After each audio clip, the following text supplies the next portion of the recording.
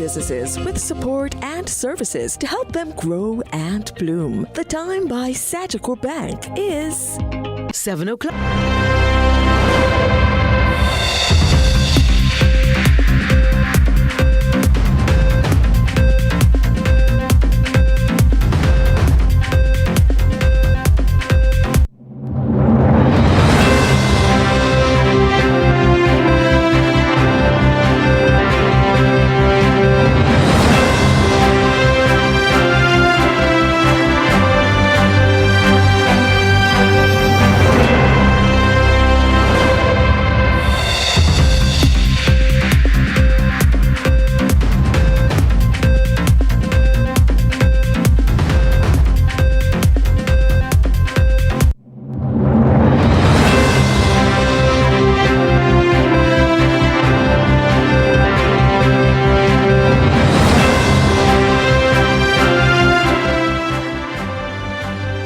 Tonight on CVM News at 7, Hantavirus havoc. Why the Health Ministry is warning Jamaicans after a cruise ship outbreak.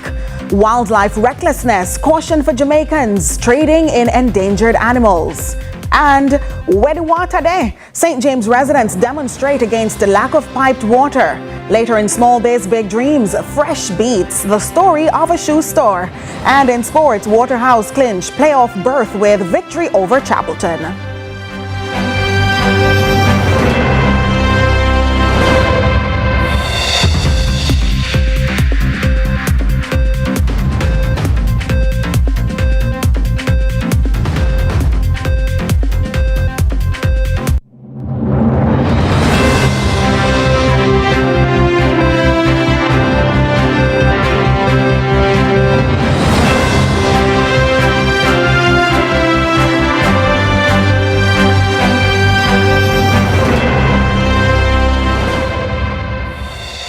From Kingston, Jamaica, this is CVM News at 7 for Monday, May 4, 2026. I'm Nika Lewis. Thanks so much for joining us. Up first this evening, a disturbing trend is growing tonight as protected species continue to be captured and sold, sometimes live on social media. At least one environmentalist is warning that the behavior is not only reckless, but a clear breach of the law. Amoy Harriet tells us more. I can't say me not touch him. I say me touch him, touch up his screen. Tap up his screen if you know I'm holding in my hand. Because I can't say I not see me touch him. You understand me? I say, so tap up his screen if you know I see me hold him. A TikTok user live on his page showcasing a crocodile that he captured and stored in a water tank. He was soliciting likes and taps in exchange for carrying out his live viewers' requests on the animal. This is one of several disturbing videos in recent times showing protected wildlife being exploited for online engagement. On this weekend, there was a popular live where so many Jamaicans were sending videos linked to it, where these young men have a Jamaica boa. So right now, the yellow snake showing up, it might be breeding season or they're looking for food. We don't have a lot of them. But on this live, they had it, the stick hitting it, grabbing it correctly and telling people to send roses, send money, and organizing how we can sell it. Damian White is a biologist and ecologist. He says he's frequently alerted by members of the public to illegal activities like these. Now, according to the Wildlife Protection Act, anyone who has in his possession any part of any protected animal shall be guilty of an offense and can face up to $3 million in fines or 3 years in prison. A number of people do not know some of these animals are protected. But some of this stuff on the law, when they're on live, and you put it, boy, you might get in trouble with the law, with NEPA, or the police, or that, and they block people. They flagrant, they put it up there, let them go on. If this continues, some of these species numbers get dropped. And they're already endangered, meaning if we not implement certain measures, we will lose them. And that's with our parrot, the snake, and even our crocodile with our law are protected. Now, Mr. White's comments come on the same day the National Environment and Planning Agency, NEPA, issued a release warning the public that it is illegal to hunt ducks in Jamaica amid reports of the activity taking place in several parishes. Of note, Environment Minister Matthew Samuda revealed last week that his ministry will be moving to make amendments to the Wildlife Protection Act to, among other things, ratify the Specially Protected Species and Wildlife Protocol. He's expected to table the bill in the coming weeks. For now, Mr. White believes the current penalties are strong enough, but enforcement is lacking. What I think needs to happen is more example need to be set. So when somebody says, boy, I may do that and I can be prosecuted, the enforcement needed. So, I mean, our agencies need to cooperate more, and I would say agencies like NEPA need more money for putting serious. When they go overseas, if you ever go take one of the protected species over the US and you go put it on TikTok and I show off live, trust me, the way the enforcement swoop down here, we need to do that. We need to take them things serious. Amoy Harriet, CVM News. The Health Ministry is this evening putting Jamaicans on alert about the spread of Hantavirus, a serious illness that is transmitted mainly through infected rodents, following a suspected outbreak on a small cruise ship in the Atlantic Ocean. 3 people have died and another is now in hospital. The vessel is currently off the coast of Cape Verde and has 149 people on board. The operator of the ship, tour company Oceanwide Expeditions, says there are also 2 crew members on board with acute respiratory symptoms, 1 mild and 1 severe. In a post to its Instagram page on Monday, the Northeast Regional Health Authority, NERA, cautioned Jamaicans that persons can become infected by breathing in contaminated dust or touching contaminated surfaces and then touching the eyes, nose, or mouth. Symptoms include fever, fatigue, or shortness of breath. Joining us now on Zoom to tell us more about this virus is Program Director based in Environmental Health in the School of Public Health at the University of Technology, Andrea Hardware. Good evening, Mrs. Hardware. Hi, good evening. Well, thank you for having me. Absolutely. There's so much that we'd like to learn about this virus, but first up, how serious is the hantavirus threat globally and especially right now?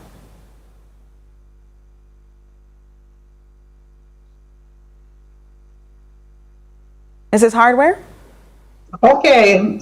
Yes. So as we know, there have been reports of a cruise ship that persons are experiencing antivirus symptoms and I know our Northeast Regional Health Authority has gotten ahead of it and alerted us. Indeed, we are, especially for the Northeast, it's the North Coast, and therefore it is a sensitive area, not only for our citizens, but it's a point that visitors would most likely converge. We have our cruise ships coming in as well. So it's quite commendable that the Northeast region has given this alert at this point in time to our citizens, that, there are issues that we need to be concerned about.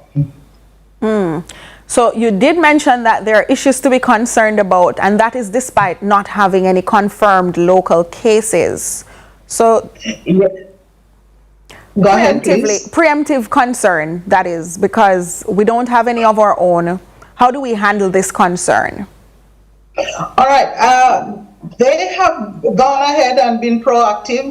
The concern is that the antivirus is really a zoonotic disease, meaning that it can be passed from animals to humans. And that is a concern, and particularly rodents are known to be the ones that transmit it in terms of their urine, their saliva, and their droppings. And of course, wherever you have rodents harboring, they can become a live reservoir. Maybe we have not reported cases here, but being proactive is the key in prevention as it relates to the health of the public.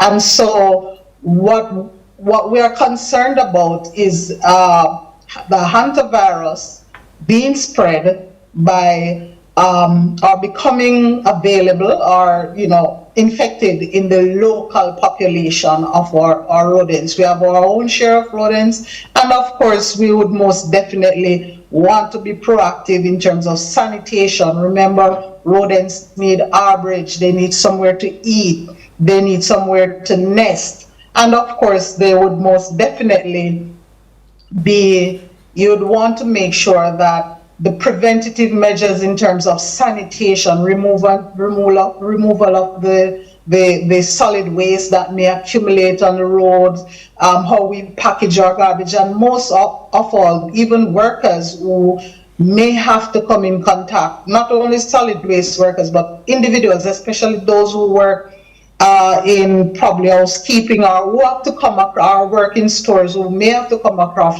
rodent droppings, would most definitely need to be alert at this time and take preventative actions in how they carry out their cleaning methods, not to stir up dust and so on, and at least sanitize the area even before and allow at least some amount of contact, and at least 5 minutes after applying the disinfectant to ensure that they can move in safely and do the cleaning and sanitization of an area that may have been overrun, or you may see rodent droppings. All right, well, thank you so much, Mrs. Hardware. We do hope that Jamaicans will take heed. But Mrs. Andrea Hardware, Program Director, who is based in Environmental Health in the School of Public Health at the University of Technology, just ensuring that Jamaicans take heed as we get this early warning. In other news now, residents of Megitop and Bird Hill in Salt Spring, St. James say a political line is preventing their communities from accessing one of life's most precious commodities. They say for close to 5 years, they've watched water going to waste in neighboring communities while their pipes remain dry. More from Kingsley Thompson. There's a Jamaica land that put our water. Where water there? Where water there? Abandoned pumps and empty tank. Just one last check. Empty. Now it's time for the streets. We want water.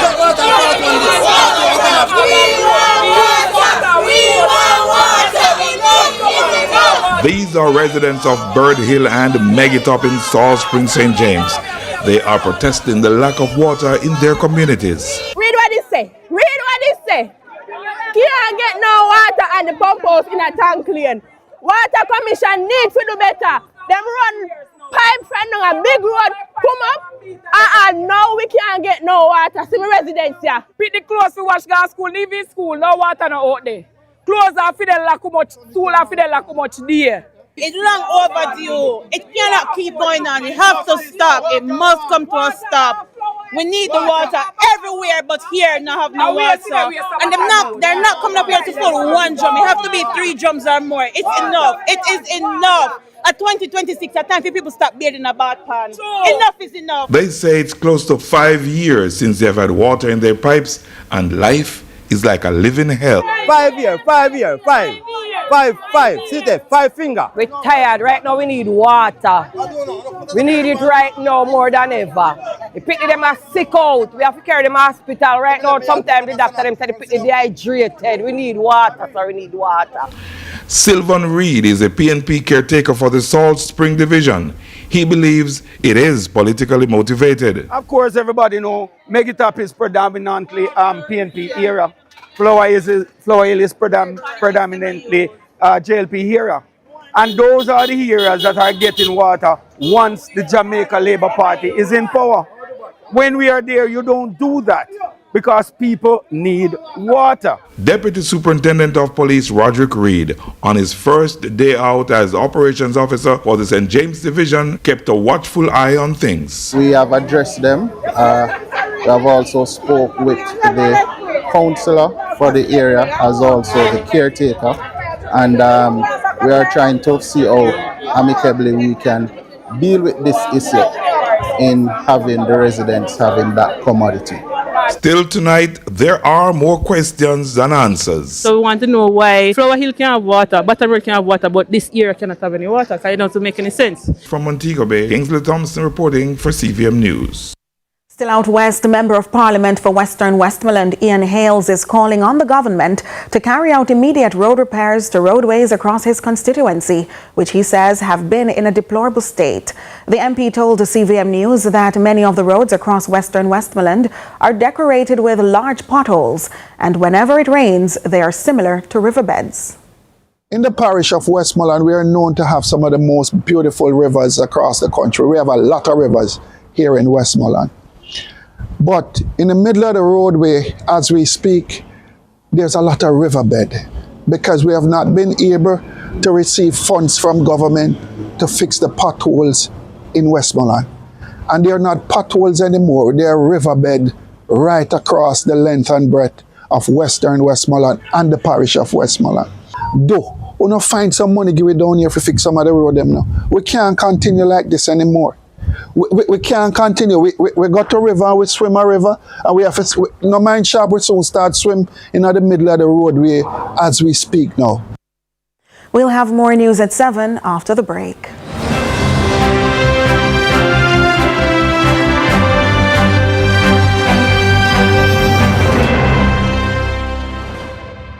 Every day we use our feet to walk, run, and take us places. But your feet can do something even more amazing. Join Guardian Group's Shine 5K Night Run Walk and make a stride to support KPH, the Falmouth Hospital, and Project Star. Saturday, May 23 in Kingston and Saturday, May 30 in Montego Bay. Register at run2shineja.com or runningeventsja.com and see you at Guardian Group's Shine 5K Night Run Walk.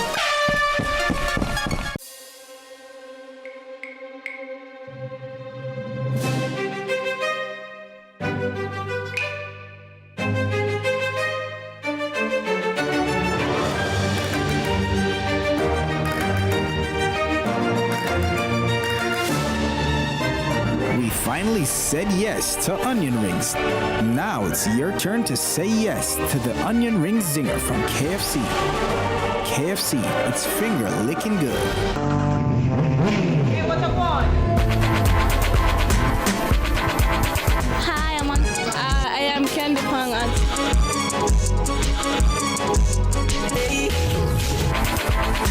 What a guan? What a guan? That a guan pa. What a guan? What a guan? What a guan? Mondays, Wednesdays, and Fridays at 8 a.m., 1:30 p.m., and 10 p.m. on CVM TV. That's a guan pa. What a guan?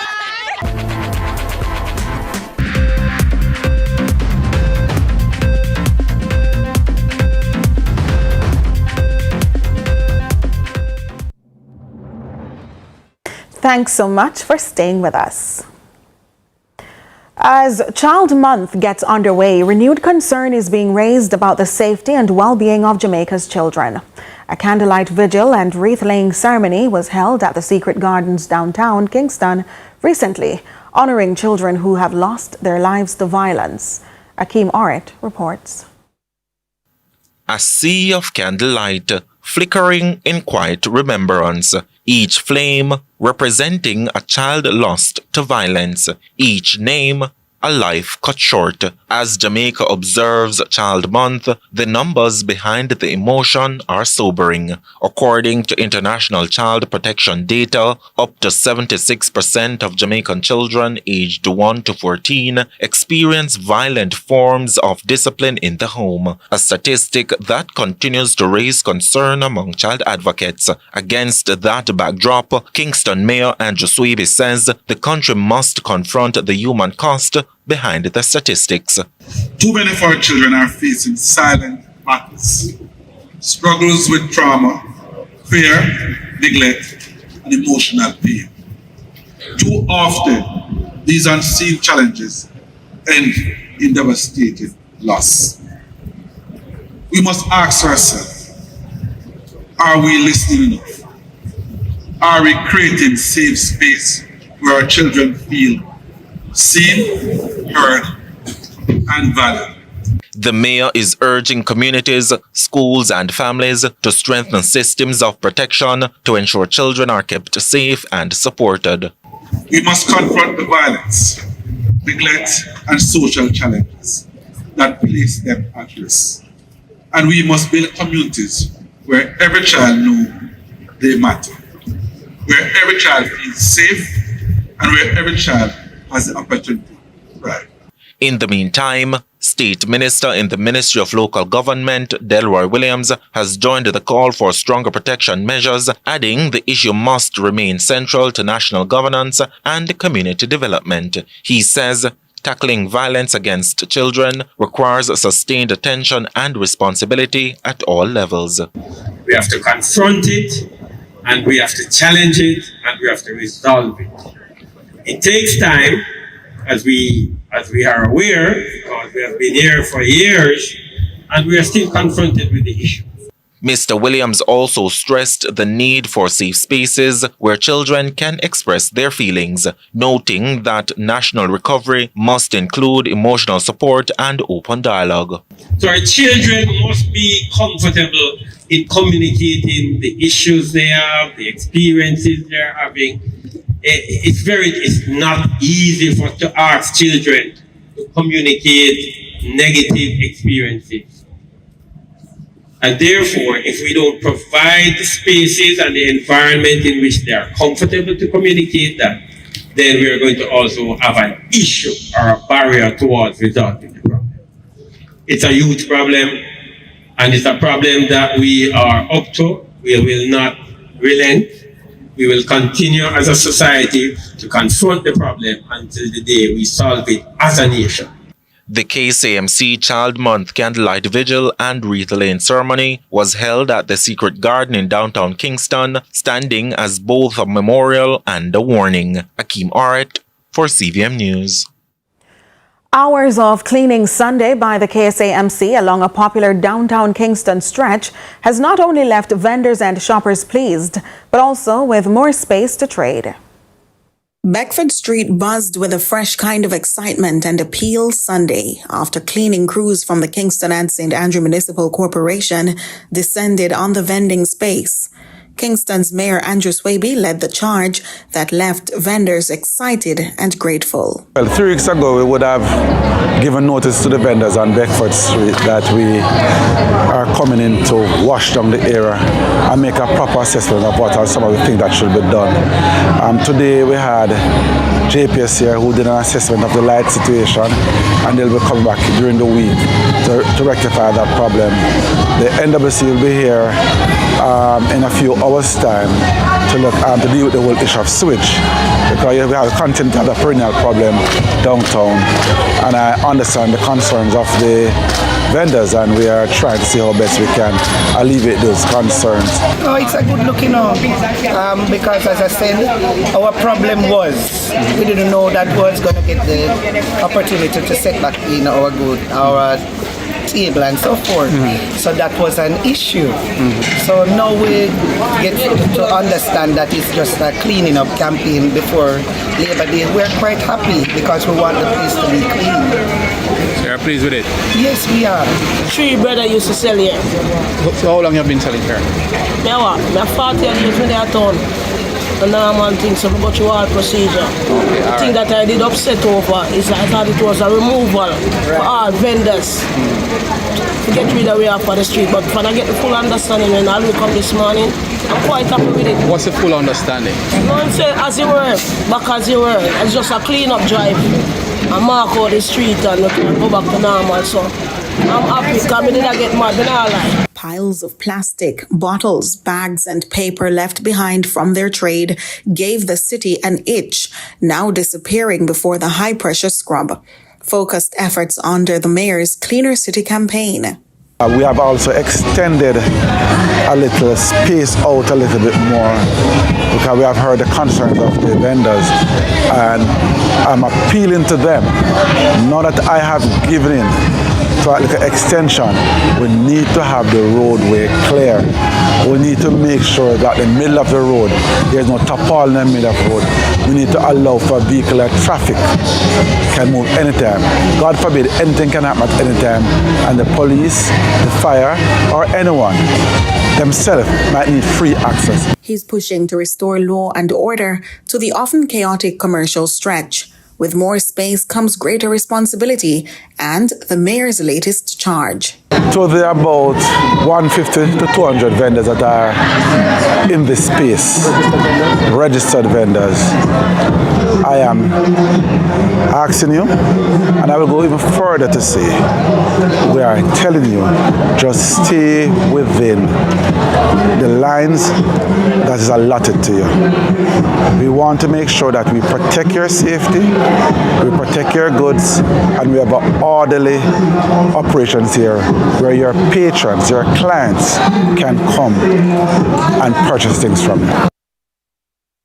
Meanwhile, a new partnership between the Rural Agricultural Development Authority, RADA, and the Development Bank of Jamaica, DBJ, is seeking to help farmers across the island better manage their finances and operate their farms as businesses. Kevin Black has the details. I do record keeping initially, but now I learned that I must make record of every income and every expenditure. Genevieve Miller, one of several farmers who benefited from a joint initiative between the Rural Agricultural Development Authority, RADA, and the Development Bank of Jamaica, DBJ. The initiative is aiming to transform farming practices across the island through a new financial literacy training program. Do your record keeping, input and output, whatever it is, and you will have a better knowledge of what you're doing, and so you will be more successful in what you're doing. Acting CEO of RADA, Garnet Edmondson, says the program is designed to strengthen how farmers manage their finances, improve business decision-making, and support a shift from subsistence farming to a more business-oriented agricultural model. Today in Hanover, you'd have seen a number of farmers who would have graduated from this training. What it does is help the farmers to better able manage their business. The seeds you put in the ground, they are assets. They are working capital. And for our farmers, we must teach them how to manage these working capital. Edmondson is also urging more financial institutions to collaborate in developing products for farmers, recognizing agriculture as the backbone of Jamaica's economy, especially given its resilience post-natural disasters. It is Farmers' Month, and we must recognize our farmers as the backbone of the Jamaican economy. We see in natural disaster after natural disaster, there was COVID, and there was Hurricane Beryl, there is Melissa, and which industry bring back the country? It was agriculture. I call upon a financial institution, come and sit with us in RADA, come and sit with us in the Ministry of Agriculture. Let us talk about how our farmers can benefit. Kevin Black reporting for CVM News. During housekeeping matters on Monday, the defense raised concerns he had with the Crown's objection that was made based on sotto voce comments that were made during cross-examination of the prosecution's witness last Thursday. Carla Ramdeen was in court and files this report. In fact, we'll have more on that later on. But for now, let's talk about some justices of the peace who were recently sealing the opportunity to serve. Over 25 of them actually were commissioned in Manchester as they volunteer to undertake what the Custos of the parish calls a major responsibility. With the details, here's Natasha Williams. Custos for Manchester, Garfield Green, says if left in silence, ignored injustices becomes bold, comfortable, and eventually becomes the norm. He, however, urged the newly appointed justices of the peace not to turn a blind eye to injustice. You cannot afford to be passive observers. You must see, hear, and you must act. Your role demands awareness. Your oath of office demands courage, and your community demands your presence. You are the eyes that must see and not look away. You are the ears that must not ignore the cry of the vulnerable. You are the voice that must speak when silence would be easier. Speaking at a Justices of the Peace commissioning ceremony on Thursday, Mr. Green also reminded the members that though the service is voluntary, it stands as a highly respected office. I'm going to ask you not to water down the office of Justice of the Peace. Dress well, look well, speak politely, have manners, give good advice, let people see you as an example and want to be like you also. We need Justice of the Peace, not decorative persons. You have persons who would say JP means just profiling. Yes, it doesn't mean Justice of the Peace for them, it means just profiling. Your commission gives you authority, yes. But more importantly, it gives you responsibility. Superintendent of Police in charge of Manchester Police Division, Kerry Duncan, encouraged the JPs to protect their names and integrity at all costs. The fastest way to lose public trust is to treat the JP seal like a favor. Say no when you must. Verify identity, read the document. If something feels off, pause. Because one careless signature can damage a life. One careful refusal can protect many. Your integrity is the only currency that matters in this work. You are now part of a quiet machinery of justice. Be fair, be firm, be human. Please protect the sanctity and the integrity of the seals being given to you. Do not commingle or compromise your duties as justices of the peace for gain or for favor. Do not bring the office of the justice of the peace into disrepute. We would not want to see you in that capacity any at all. Natasha Williams, CVM News. You're watching CVM News at 7. More in just a moment.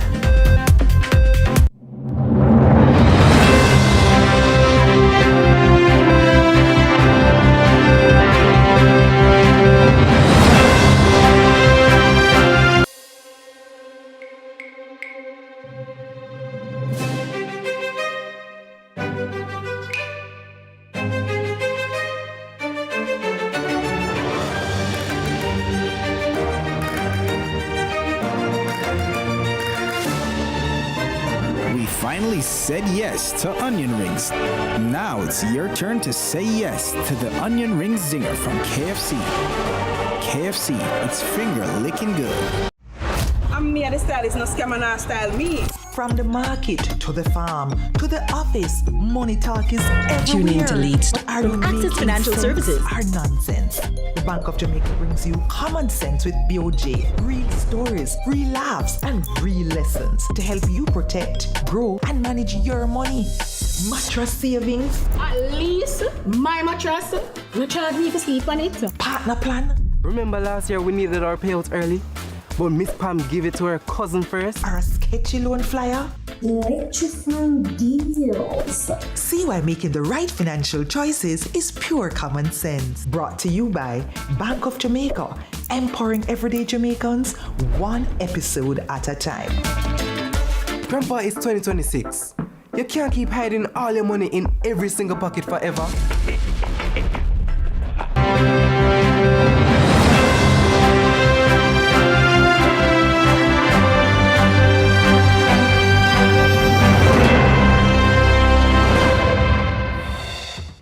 Thanks so much for staying with us. A business that started with a few items in a community lane has now grown into a recognized fashion brand with multiple locations. Our reporter Kevin Black features Fresh Beats Enterprise on tonight's installment of Small Biz, Big Dreams.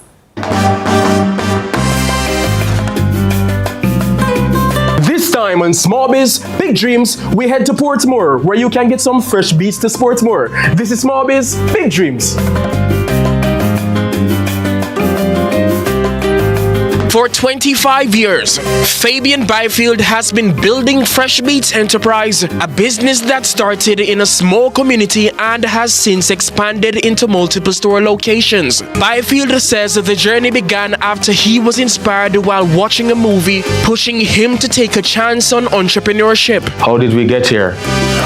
Watching a movie, get inspired, that's how the journey begins. From the lane to the main, from the taxis to the plane. As an entrepreneur, coming up, it wasn't easy, but it's all about consistency and believe in yourself, and you have to be purposeful to go for your dreams. You see what I say? He explains that the business grew from selling a few items in his community to offering a wide range of fashion products for both adults and children. Despite challenges, he says consistency and self-belief kept him moving forward. Starts a liquor bag of panty in my community, right up and down in the lane and sell. So one day, I decided, you know, I might have a veranda, and I decided to take it over. So what I did is, I might have some wire hangers, and we just bend them and curve them and decor the panty them on the tree coming down. Initially, you know, it's a community store, and in every community you have violence and segregation. So, you know, around this and I come from around this and around this and I go around this. So that was one of the challenges. And then in community, when you start to do something productive, a lot of people try to do what you're doing, you know what I mean? But it's always about being consistent, believing in your dream, and just pursue your goals, you know what I mean? Now operating from locations in Portmore, Byfield says his business continues to focus on unique fashion, customer service, and inspiring young entrepreneurs to believe in their dreams. Beach trunks, lovely beach trunks. You know, it's summer coming up. You're going to the beach parties, the dream weekends. This brand is Estefanelli Premium. I'm a local distributor for this brand in Jamaica. Nice and clean, elegant. We also have streetwear for the young generation, where we have the graphic tees, oversized, very nice, premium. Just believe in yourself, work hard, put God first, and greatness will come once you put your foot forward. How can you find Fresh Beats? Fresh Beats is located in Portmore, Sovereign Village, the Prime Mall, and we're at Shop 2, downstairs across from the elevator. We also have a location in Hongway Mall where we cater for kids. Fresh Beats Enterprise on TikTok, and it's Fresh Beats Enterprise on Instagram. Next week, you'll witness me highlighting another business. But until then, for Small Biz, Big Dreams, I'm Kevin Black.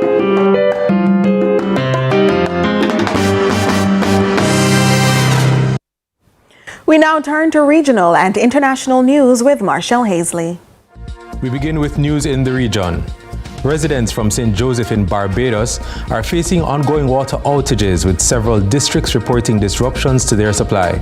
Member of Parliament Ryan Brathwaite says he is aware of the issue and is calling for improved communication from the Barbados Water Authority as efforts continue to provide temporary relief and restore normal service. Caribbean Broadcasting Corporation has the details. St. Joseph MP Ryan Brathwaite says the water outages have spread beyond Melvin's Hill to areas such as Lamings and Parks Road, among others. He says water tankers have been deployed to help alleviate the situation, but from his assessment, there is no quick fix to the problem. The truth is that based on my understanding, I think the problem is one that is going to be a sustained problem. Based on the explanations that have been given to me, they said that the mains running to the reservoir have some leakages. I believe that there may be some other factors impacting the levels at the reservoir, but it seems as though we're going to be in this for the long haul. Mr. Brathwaite adds, however, that the BWA can provide some relief, and that's what he's been advocating for over the last few days. In the meantime, tensions in the Middle East have escalated after the United Arab Emirates confirmed it intercepted missiles launched from Iran. The UAE's Ministry of Defense says 4 missiles were detected, 3 were successfully destroyed over territorial waters, while 1 fell into the sea. Al Jazeera reports. A cargo ship is on fire off the coast of the UAE as the country warns of incoming attacks from Iran. This is from the British military's UK MTO, Maritime Trade Operations Center, announcing the fire on the ship. Now, we don't know